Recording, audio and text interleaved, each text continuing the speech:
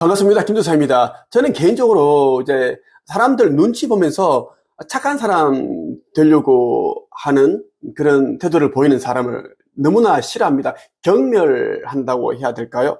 이런 사람들이 가장 이제 사악하고 못됐고 상처를 많이 주는 사람들입니다.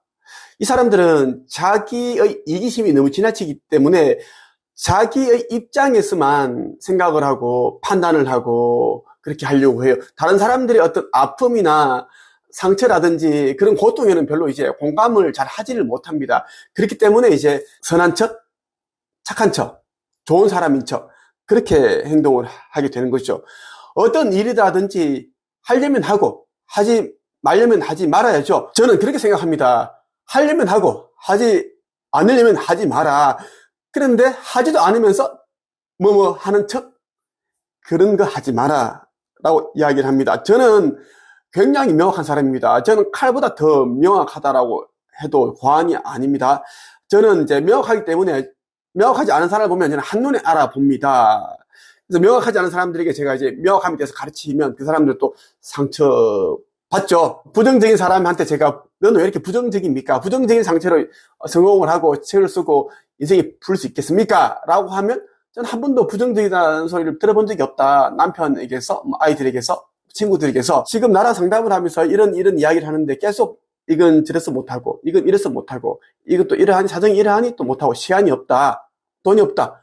다 부정적인 이야기 아니냐고? 내가 이러한 주제로 책을 쓰면 좋은 책이 될 거다 하니까 또 자신이 없다 그러고 부정적인 이야기잖아 라고 하면은 그제서야 이제 깜짝 놀랍니다. 저도 몰랐네요. 제가 이렇게 부정적인 사람이었는지. 그러면서 제가 또 이제 이런 이제 가르침을 주고 조언을 해주면 또 눈물을 흘리는 사람들이 꽤 많았어요. 이 사람들 안 바뀌어요. 제 앞에서는 이제 뭐 이런 깊은 이야기를 해주고 좀 해주니까 정말 좀 높은 그런 거 있죠. 뭐 참 높은 그런 가르침을 받으니까 좀 열리는 것 같은데 그래서 눈물이 나고 감사한 마음 들지만 또 돌아서면은 옛날로 돌아가 있어요.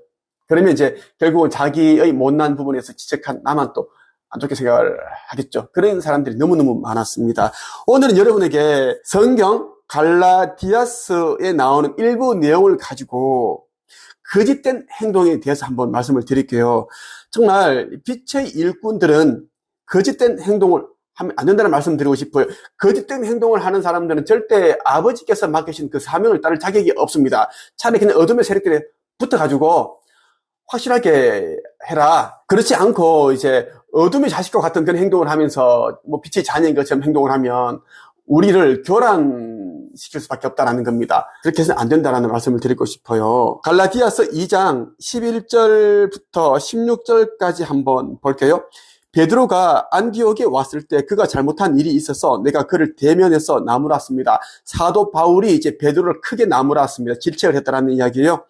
베드로가 안디옥에 와서 이방인들과 함께 먹고 있는데 야고보가 보낸 유대인들이 오자 먹는 것을 그만두고 그 자리에서 물러갔습니다. 그는 할례를 받은 유대인들을 두려워했던 것입니다. 이처럼 베드로는 거짓된 행동을 했고 다른 유대인 성도들도 거짓된 행동을 했습니다. 심지어 바나바조차 그들이 거짓된 행동에 유혹을 받았습니다. 나는 그들이 복음의 진리를 따르지 않는 것을 보고 모든 사람 앞에서 베드로를 향해 베드로여, 당신은 유대인이면서도 유대인처럼 살지 않고 이방인처럼 살면서 어찌하여 이방인들에게 유대인처럼 살려고 합니까? 하고 말했습니다. 우리는 이방인, 곧 죄인이 아니라 유대인으로 태어났습니다.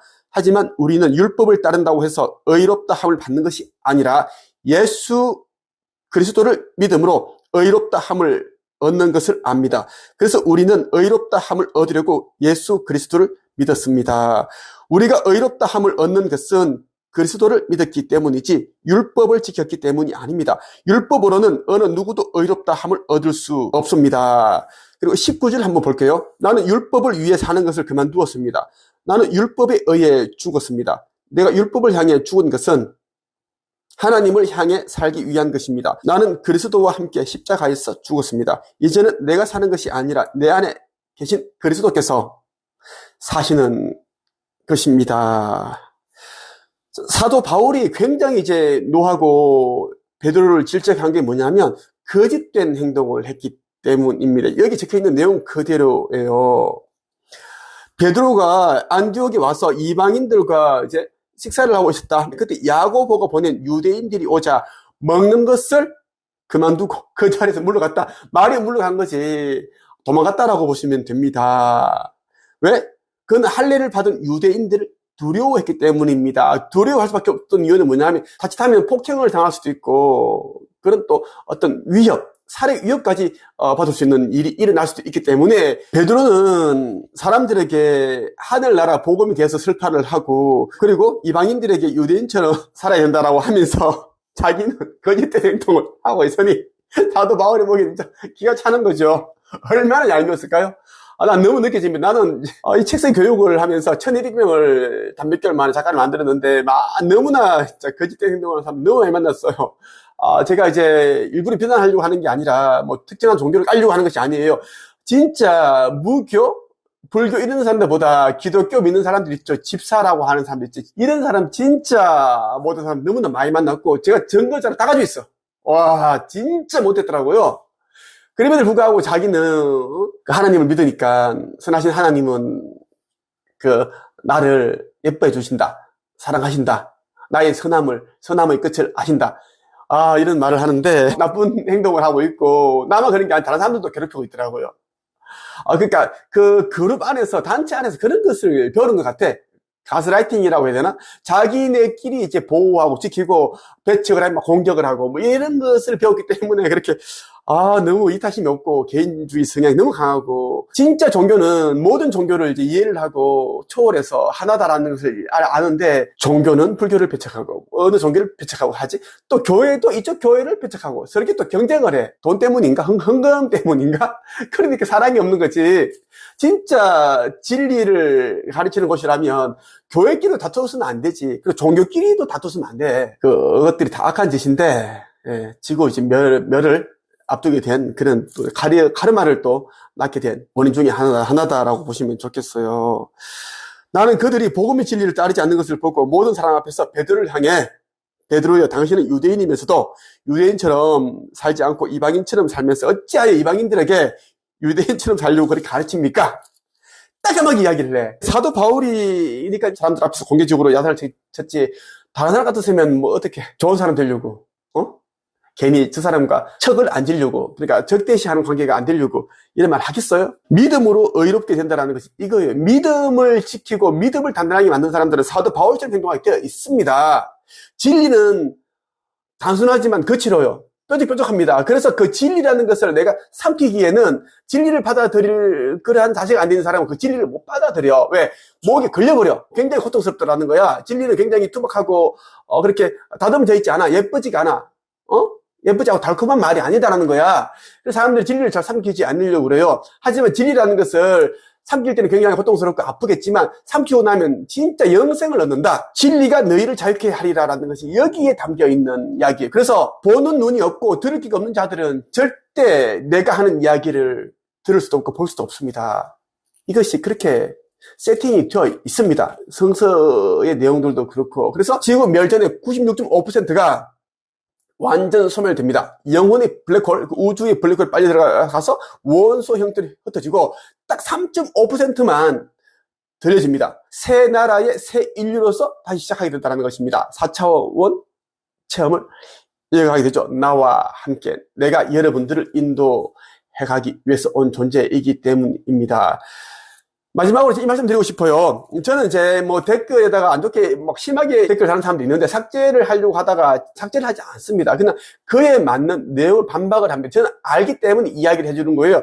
그 사람을 저주하려고 하는 것보다는 이미 그 사람들은 나에게 글로서 말로서 상처를 주고 그 정도면 얼마나 많은 사람들에게 불특정 다수들에게 자기 얼굴과 신분을 감췄기 때문에 상처를 주고 하였을까요? 그래서 나는 알아요. 나는 아버지 아들로서 알아요. 그들의 이름은 이미 그 생명책에서 삭제가 되었습니다. 어둠의 세력들이 가지고 있는 그 사망책에 이미 다 기록이 되어 있다는 거예요. 그래서 나는 그에 대한 이야기를 댓글로 썼는데 자신이 나쁜 행동을 많이 한 자들은 이제 찔리겠지. 그래서 왜 나를 저주하느냐? 네가 뭐 아들이면 뭐 그렇게 할 수 있느냐? 친절해야지. 헛소리 하지 마라. 이제는 친절하고 자비를 베풀 때는 이미 지났어. 2000년 동안 이미 많이 기다려 주었다. 하지만 나는 이제 다시 한 번 더 몇 년 동안 이제 너희들에게 영생을 얻을 수 있는 그 진리에 대해서 이야기를 하고 있으니까 귀담아 듣고 보는 눈이 없으면 보는 눈을 만들고 들을 귀가 없으면 귓구멍을 만들어서라도 내 이야기를 들어야지 영생의 문턱이라도 넘을 수 있지 않을까 생각을 한다. 이 이야기를 합니다. 어제 깨어남과 신성회복에 대한 저의 책이 출판되었습니다. 인생의 기적을 창조하는 상상의 힘입니다. 슈카이브라는 이 천계에 사용하는 이름으로 집필을 했습니다. 꼭 여러분들 읽어보시고 주변 사람들에게 선물해 주시기 바랍니다. 깨어남, 신성회복 꼭 하시기 바랍니다. 끝!